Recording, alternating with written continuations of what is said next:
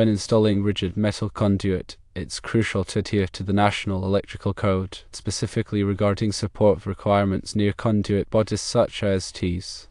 The NEC mandates that conduit must be supported within 3 feet of such bodies. The interpretation of this rule is critical for ensuring a secure and compliant installation. The 3-foot rule applies to all sides of the T.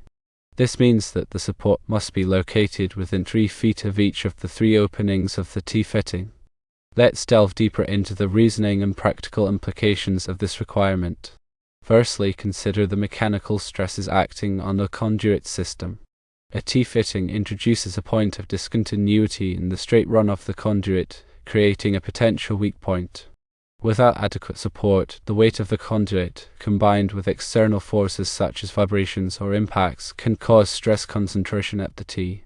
This stress can lead to loosening of connections, damage to the conduit itself, or even failure of the system. Secondly, the 3-foot rule is designed to minimize these stresses. By placing supports close to the T on all sides, the bending moment and shear forces are reduced. This prevents the T from acting as a lever arm, which could amplify the stress on the connections in the conduit. Thirdly, think about the physical installation process. When pulling conductors through the conduit, significant tensile forces can be applied. These forces are especially pronounced near bends and fittings. If the conduit is not adequately supported near the T, these pull-in forces can cause movement or distortion of the fitting, potentially damaging the conductors or compromising the integrity of the connection. Fourthly, consider the impact of thermal expansion and contraction. Conduit systems are subject to temperature variations, which cause the metal to expand and contract. Without proper support, this movement can create stresses at the T, leading to loosening or damage over time. Fifthly, the 3-foot rule also addresses the potential for accidental impact. In industrial or commercial settings, conduit systems are often exposed to mechanical hazards.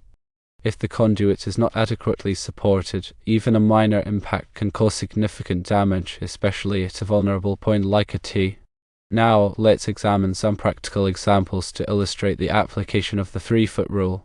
Consider a scenario where a rigid metal conduit run is making a 90-degree turn using a T-fitting. The conduit enters the T from one direction, exits at a right angle from another direction, and continues straight from the third direction. In this case, support must be located within 3 feet of each of the 3 conduit openings of the T. If the support is further than 3 feet from any of these openings, the installation would violate the NEC requirements. Another scenario involves a T used to branch off the conduit run. The main conduit run enters the T, and a smaller conduit branches off at a right angle.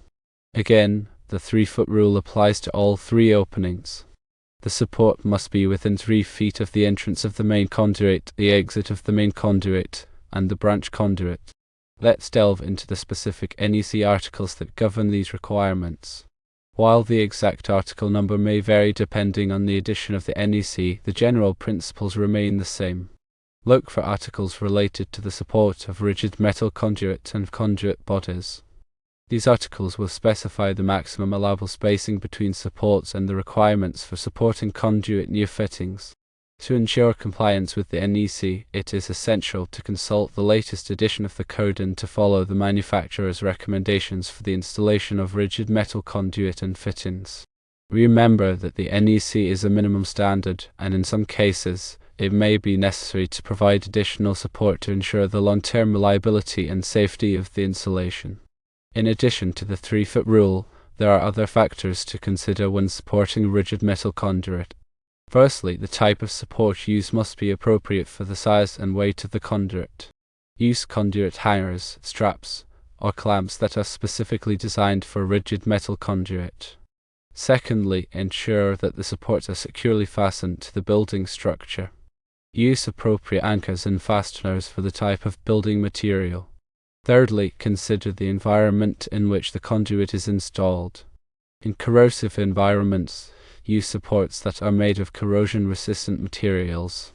Fourthly, inspect the conduit system regularly to ensure that the supports are still in good condition and that the conduit is properly supported. Fifthly, address any issues promptly to prevent further damage or potential hazards. Let's talk about common mistakes to avoid when supporting rigid metal conduit near T's. One common mistake is to only support the conduit on one side of the T, neglecting the other sides. Remember that the 3-foot rule applies to all 3 openings of the T. Another mistake is to use inadequate supports.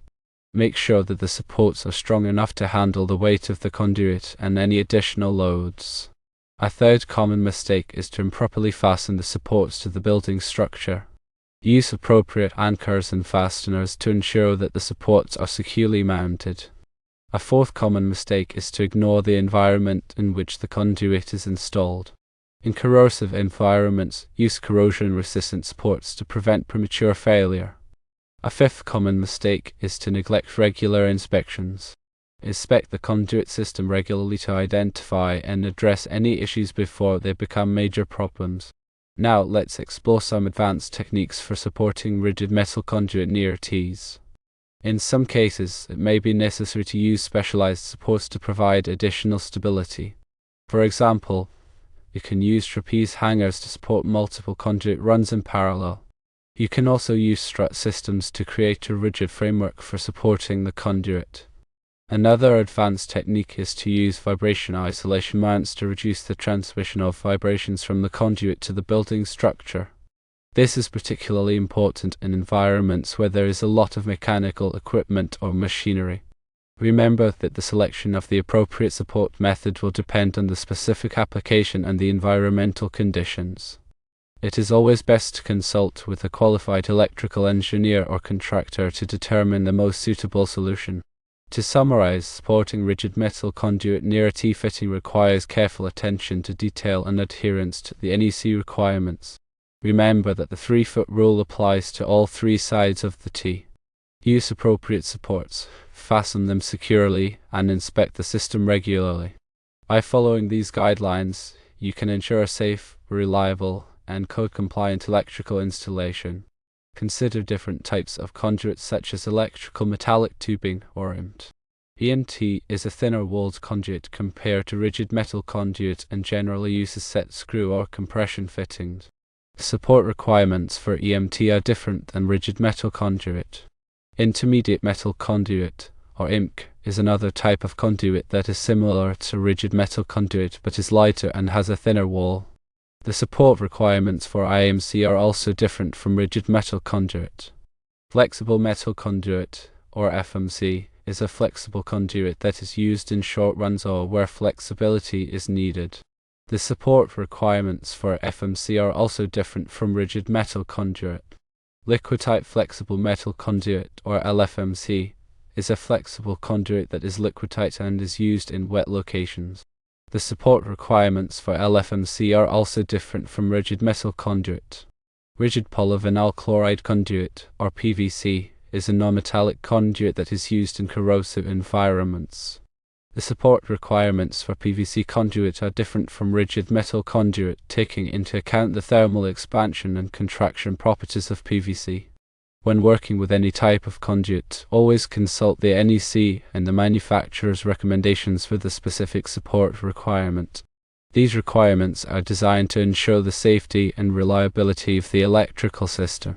Always remember to deburr and ream the cut ends of the conduit to prevent damage to the conductors when pulling them through the conduit.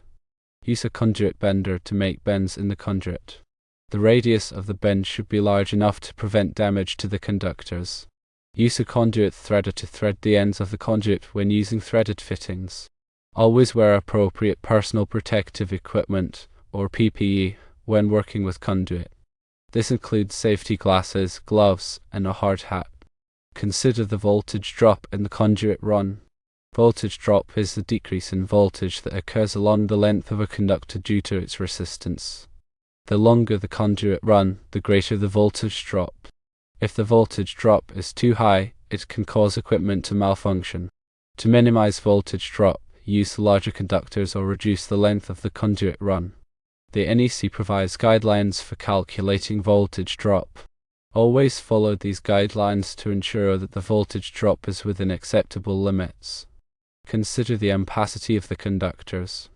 Ampacity is the maximum amount of current that a conductor can carry safely without overheating. The ampacity of a conductor depends on its size, insulation type, and the ambient temperature. The NEC provides tables that list the ampacities of different types of conductors. Always select conductors with an ampacity that is sufficient for the load that they will be carrying. Deterring factors must be applied to the ampacity of conductors when there are more than 3 current-carrying conductors in a raceway.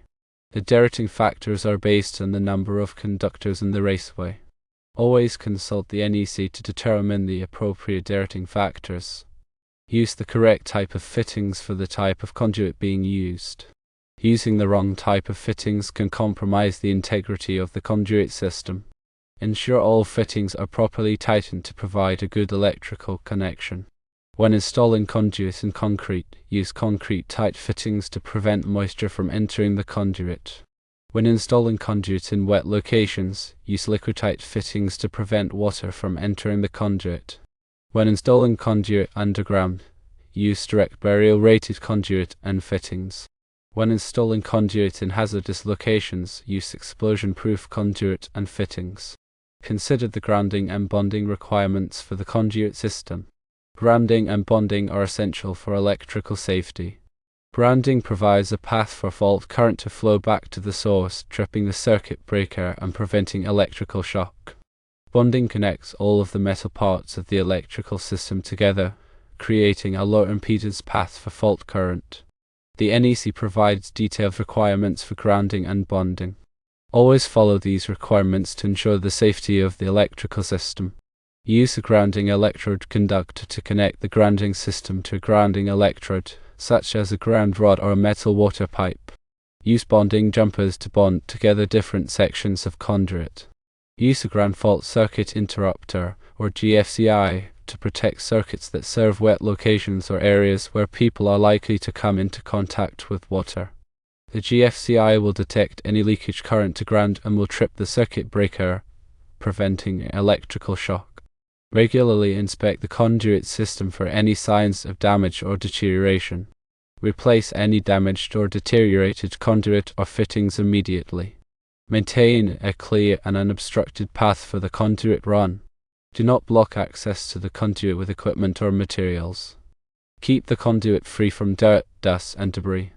Consider the future needs of the electrical system when designing the conduit layout. Provide spare capacity for future circuits. Make sure that the conduit system is accessible for future maintenance and modifications. Consult with a qualified electrical engineer or contractor to ensure that the conduit system is designed and installed correctly. Obtain all necessary permits before starting work. Follow all applicable codes and regulations.